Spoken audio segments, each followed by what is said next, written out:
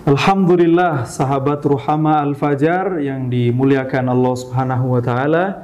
Kita masih berada di bulan suci Ramadan.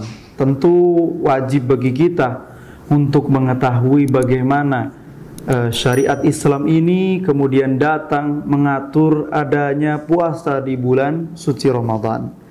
Ada sebuah riwayat dari sahabat mulia Muadz bin Jabal radhiyallahu anhu ardhah, bahwa beliau menjelaskan kepada kita, menceritakan proses bagaimana umat Islam kemudian wajib di bulan Ramadan itu berpuasa. Ternyata menurut Muadz bin Jabalin radhiyallahu anhu ardhah adalah melalui tiga proses tahapan yang sangat luar biasa. Beliau mengatakan, uhilatis salatu thalathata ahwalin, bahwa salat itu juga diwajibkan oleh Allah Subhanahu wa taala dalam 3 tahap. Tentu kita tahu ketika Rasul Muhammad sallallahu alaihi wasallam masih berada di tanah suci Mekah, beliau belum diwajibkan untuk salat 5 waktu. Ayat yang turun baru ya ayyuhal muzammil qumil laila illa qalila. Salatlah wahai Rasulullah SAW di malam hari walaupun hanya sedikit. Hingga nanti kemudian datanglah Isra wal Mi'raj, walaupun ala khilaf bainal ulama. Wa uhilas siyam thalathata ahwalin, dan juga begitu berpuasa juga mengalami 3 proses tahapan di mana kemudian menjadi wajib dengan kriteria, dengan syarat yang ditentukan dalam bab fikih. Beliau menceritakan Muadz bin Jabal radhiyallahu taala anhu, yang pertama, thumma innallaha fa inna Rasulullah sallallahu alaihi wasallam qadima al-Madinata faja'ala yasum min kulli syahrin 3 ayamin wa shama 'ashura. Ketika Rasul Muhammad SAW itu datang ke negeri Madinah, beliau menjadikan dirinya dan para sahabatnya berpuasa 3 hari setiap bulannya, dan juga beliau melakukan puasa Asyura. Baru setelah itu kemudian thumma innallaha farada alaihi siyam wa anzalallahu ta'ala ya ayyuhalladzina amanu kutiba alaikumus siyam kama kutiba alal ladzina min qablikum ila qaulihi ta'ala wa 'alal ladzina yutiqunahu fidyatun ta'amu miskin.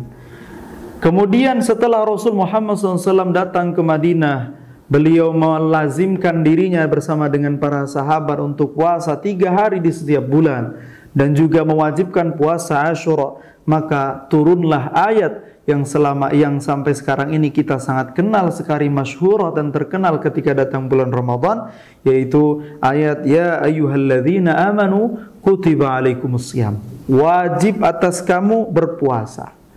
Akan tetapi ternyata fakana man syaa shoma wa man syaa at'ama miskinan fa ajza dzalika anhu.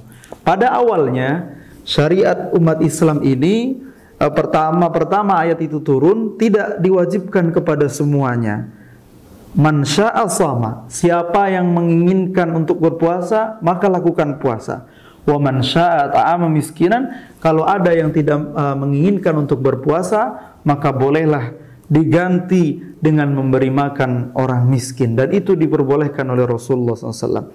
Kemudian syariat berangsur-angsur turun kepada Rasul Muhammad SAW. Maka proses yang kedua, Allah Subhanahu wa taala menurunkan ayat berikutnya yang berbunyi Syahrul Ramadan alladzi unzila fihi al-Qur'an, dan seterusnya sampai ada ayat faman syahida minkumus syahra falyasum. Barang siapa menyaksikan bulan suci Ramadan, berjumpa dengan bulan suci Ramadan, maka hendaknya ia berpuasa di dalamnya. Falyasum ini menjadikan perintah akan wajibnya berpuasa di bulan suci Ramadan, dan dihapuskannya adanya pilihan kalau dia tidak berpuasa di bulan suci Ramadan bisa memberikan makan orang miskin.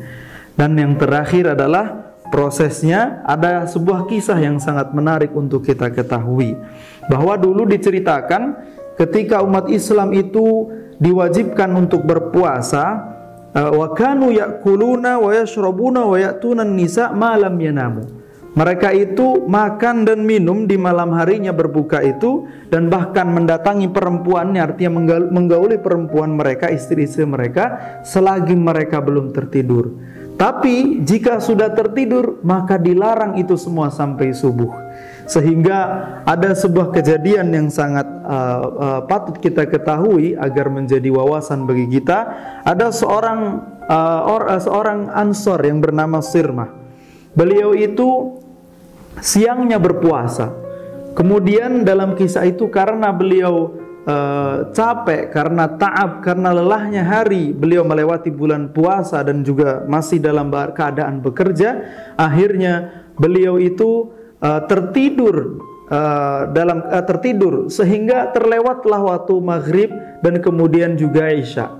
Karena terlewat itu, maka kemudian dia dengan kewajiban berpuasa tidak ada waktu untuk kemudian dia makan. Karena apa? Karena syariat waktu itu masih mengatur bahwa orang yang tertidur tidak boleh makan kembali sampai waktu subuh dan dia harus melanjutkan puasa berikutnya.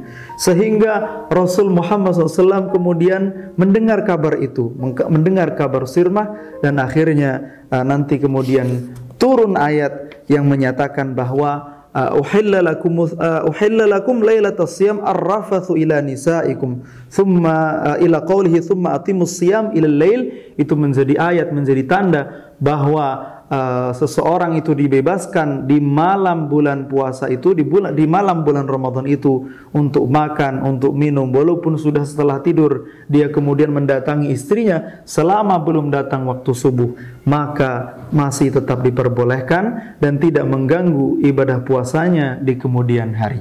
Itu mungkin yang dapat kami sampaikan, semoga bermanfaat. Wallahu a'lam bishawab. Assalamualaikum warahmatullahi wabarakatuh.